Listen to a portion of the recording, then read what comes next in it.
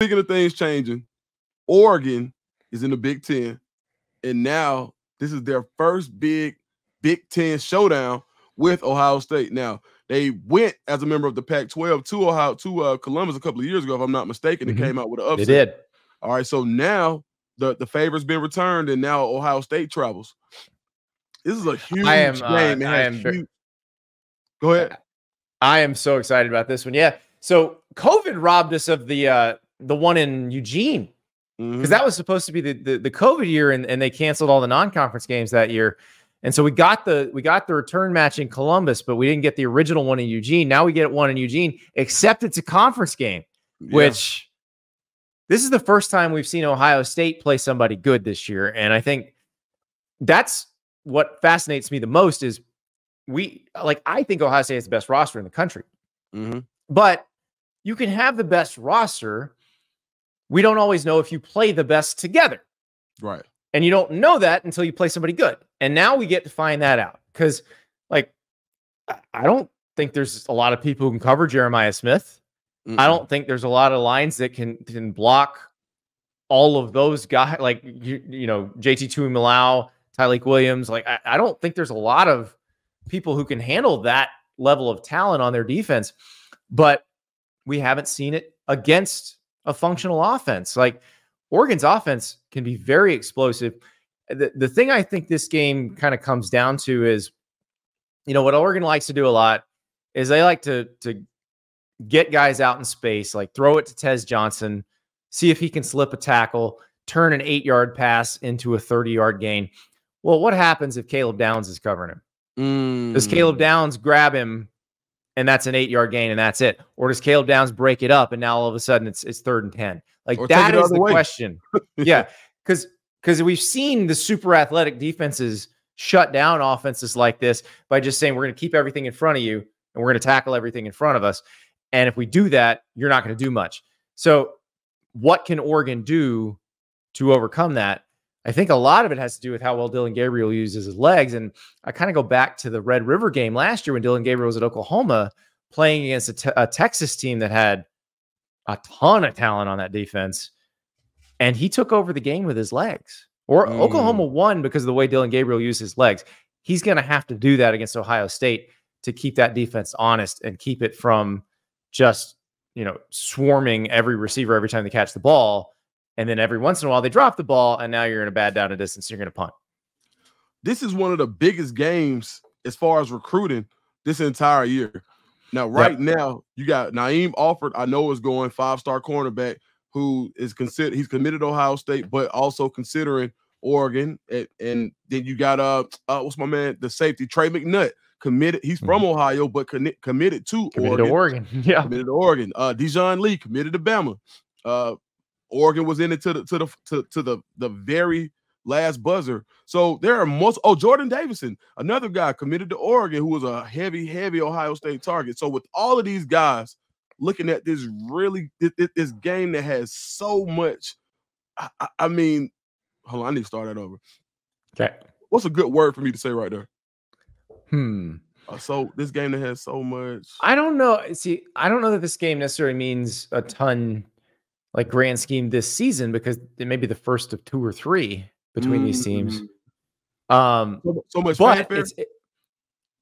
Fanfare definitely, and the head-to-head, like you get the experience of seeing them together. These two teams that you're considering, like you get to look at them right next to one another. All right, but I think fanfare is the right way to say that. With all of these recruits that are being in attendance with this game that has so much fanfare around it, how do you think, or excuse me, let me ask you this. If you're a recruit, what are you looking for from Ohio State? And what are you looking for from Oregon? Well, at Ohio State, I'm looking at how many old guys are on that defense, especially, and going, who's going to play for them next year? Okay. Like, who do they have playing for them? And then with Oregon, listen, you've seen it since Dan Lanning's been there. He's not afraid to say, you know what? I don't know that what we had in this position was good enough to be nationally competitive. We're going to need to upgrade. And so I think that's what you've seen that at safety quite a bit. And you look at the safeties that they've got in the class and the ones that they, either were finalists for or are still in the mix for, like clearly they're still trying to upgrade that position too. And so I think it's actually an interesting sell job for both those teams because Oregon needs it and they've made no bones about it. But Ohio State is going to need an influx of talent next year because they have so much going out. There's a bunch of guys on Ohio State's defense right now that would have been playing in the NFL. Like, these aren't guys who were going to be 7th round picks or undrafted free agents. These were dudes that were going to go in the 3rd or 4th round and would be either starting or playing key roles on NFL teams this year. But they felt like if they all came back, they had a chance to do something special, win a national title, very similar to Michigan last year. And they're gone after this year. Like, their eligibility is done and they're gone. And there's some spots open at Ohio State that if you are good enough, you can jump in and play. And they've shown they'll play you if you're a freshman, if you're good enough. So I think that for this game, I think it's really important for Oregon, like you said, to show how they do showcase their younger talent because they recruit with such a national footprint that when guys go that far away from home, you want to make sure you're going for something. Can you imagine how tough it would be to red shirt in Eugene, Oregon, and you're from 12 hours away? And that goes for any other school. So I think that when you do recruit nationally, you do have to kind of showcase your younger talent. But I want to ask you this. How do you see this game playing out? So that's the part I don't know about because we haven't seen Ohio State against this level of competition yet. If Ohio State is as good as we think it is, I think Ohio State can control this game and win it, not super comfortably, but, can win by 7 to 10 points.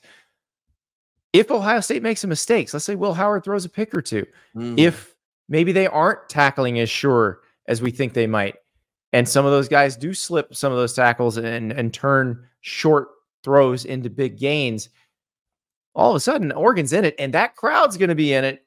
That momentum's going to be behind them.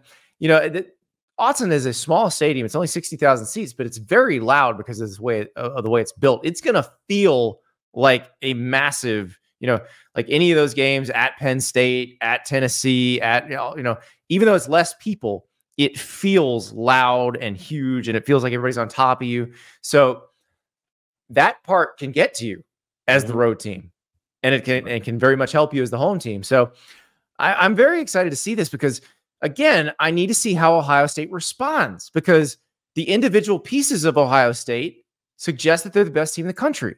Right. But until we see it in this environment against that level of competition, we don't know it. Yeah. I mean, I actually picked Oregon in the game. Yeah. Yeah. I mean, like, it's the Yankees, right? Basically. How many times do we see the Yankees in the late 90s and Steinbrenner just throws a boatload of cash at the team? And especially in the early 2000s, and it didn't work out the way that it had worked out in previous years. And how does chemistry work? Because you got so many guys that don't know the Ohio State way. They've only learned it for a year. Caleb Downs, first-year guy, and he's a leader on defense already. Now, I will push back. They only have 9 transfers total on the roster. So most of those guys have been there. But the thing is, they play. Like, they didn't bring guys.